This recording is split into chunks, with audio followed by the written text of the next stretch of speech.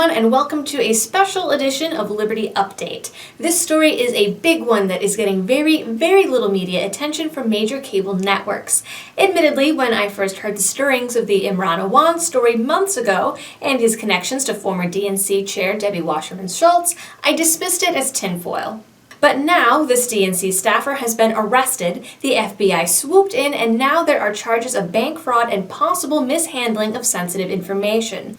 And so I present to you the timeline of events, all facts, no conjecture, as supported by the FBI affidavit, court documents, and public record. Imran Awan was arrested on Monday as he was trying to flee the country for Pakistan, but his story actually begins months ago. And it turns out he was under investigation by the Capitol Police since late 2016. The first real mention of Awan and his connections to the DNC came last year when it was revealed through the DNC WikiLeaks email dump that Awan not only had access to the House networks, but also personal access to Wasserman Schultz's DNC account, laptop, and iPad, which for some reason no one found alarming.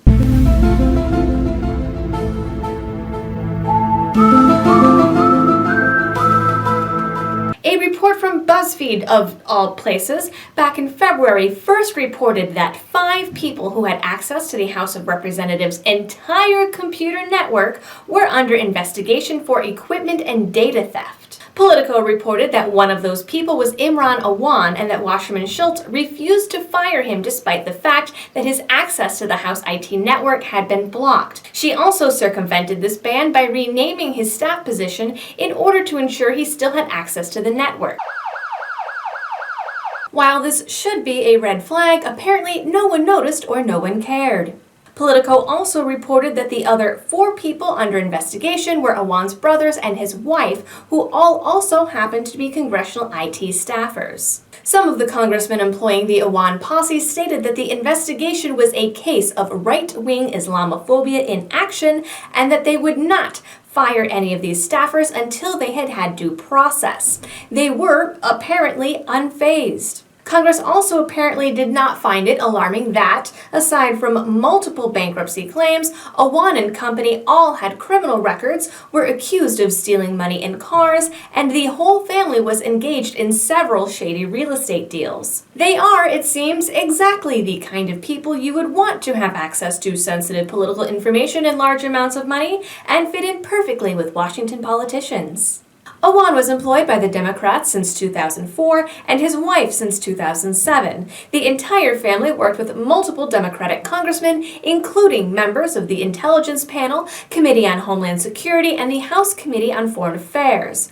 Awan joined up with Wasserman Schultz in 2005, and they have apparently been inseparable since. Some, in fact, have called them great friends. To make matters even more interesting, public records state that all 5 family members lived in the same home and were all paid over $160,000 a year, which is 3 times the average House IT salary. For additional reference, the base salary of a U.S. congressman, either in the House or Senate, is $174,000 a year. The original investigation alleged that the family was responsible for the theft of data and equipment from more than 20 congressional member offices. This included overbilling for equipment and allegedly funneling House data to an external server. But until now, no one was arrested, only half of them were fired, and the FBI ignored it. However, it should be noted that the current arrest was tied to Awan claiming a rental property as his primary residence in order to secure a $200,000 loan from the Congressional Federal Credit Union and wiring that money plus another $80,000 to 2 unknown individuals in Pakistan. This week's arrest was, as far as we are told, not related to the data and equipment theft. Shortly after the initial Politico and BuzzFeed reports, Awan and company moved out of their home and rented it to a military family. The family reportedly discovered a lot of toner, several wireless routers, laptops, and destroyed hard drives in the residence and called the Naval Criminal Investigative Service. The Capitol Police came and then confiscated the equipment. The tenants report that Imran then threatened to sue the family for stealing the equipment.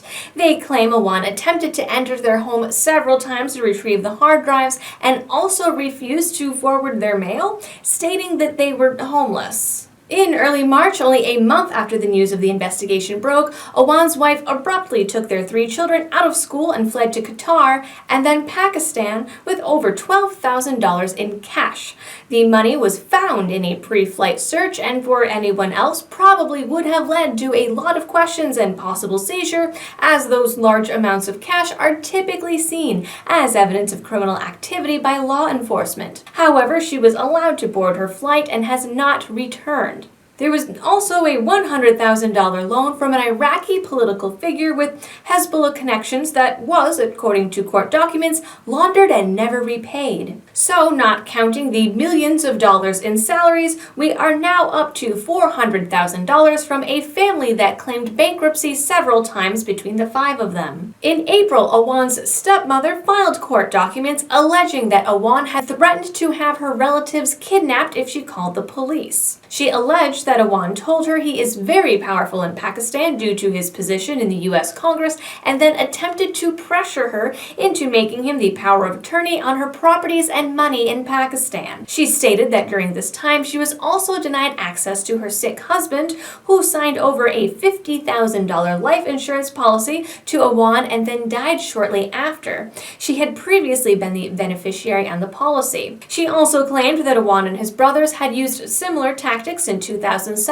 to secure settlement money his father had been awarded after the car accident that had killed his first wife. The police and insurance company attempted to intervene as Awan attempted to submit several beneficiary and power of attorney forms without his father's signature, but in the end the courts ruled in his favor due to stating that they did not have enough evidence to prove fraud. In May, the Daily Caller reported that several congressional IT aides had come forward to report what they called strange behavior coming from the Congress members who continued to employ Awan, and that those aides feared Awan and his family were using the content of congressional emails for blackmail purposes. These same aides confirmed that information had, in fact, been funneled off-site to another server, and that several members' iPhones had all been linked to another non-government account.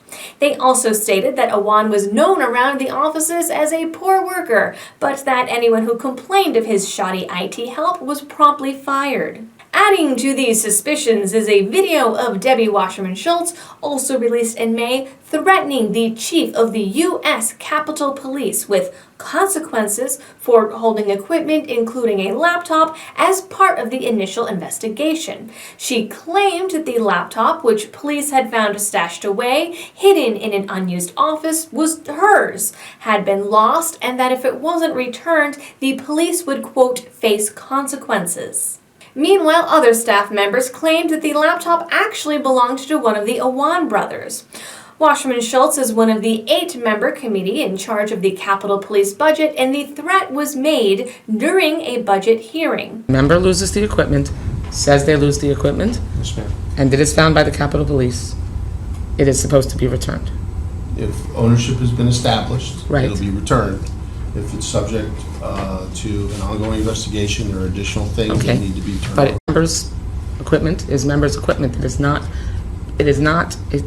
Under my understanding, the Capitol Police is not able to confiscate members' equipment when the member is not under investigation. It is their equipment, and it's supposed to be returned. Well, I think there's extenuating circumstances in this case. I think you're violating the rules when you conduct your business that way, and should expect that there would be consequences. And even before that was the curious case of Representative Ted Deutsch, also of Florida, paying off the Awan's debts after someone threatened to take them to court. At present, Imran Awan has retained a major Clinton ally as his attorney. Attorney Chris Gowan, who has also worked with both Bill and Hillary, and the Clinton Foundation, and Huma Abedin, and the Clinton Global Initiative, and Hillary's 2008 campaign, called the investigation and arrest a, quote, right-wing, media-driven prosecution by a United States Attorney's Office that wants to prosecute people for working while Muslim. Never mind that the investigation began when Obama was still in office, the lawyer claims that neither the FBI or the Capitol Police have any evidence of misconduct. At all. None. Despite this, the attorney speculated that the bank fraud charge is only a placeholder for other charges. Other charges that, he claims, still have no foundation in reality. The lawyer also claims that Awan wasn't fleeing the country, but instead was going back to Pakistan because he was, quote, abruptly and unjustly fired.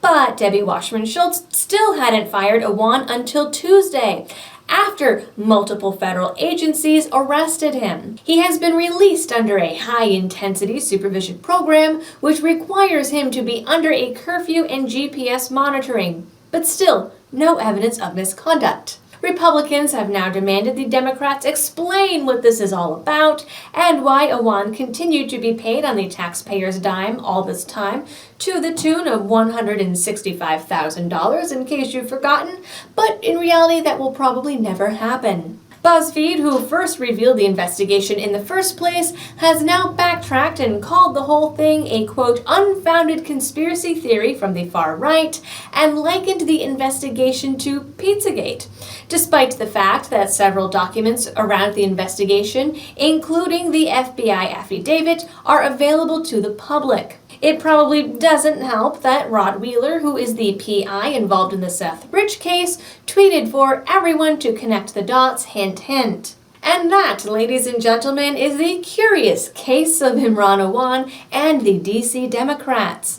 If you liked this video, please don't forget to like, share, and subscribe, or throw me some upvotes if you're watching this over on VidMe. And if you really like my videos and want to help support my channel, you can also support me over on Patreon. You can also find me on Facebook and Twitter if you're feeling a little frisky. So until next week, thanks for watching and helping me to spread the message of liberty.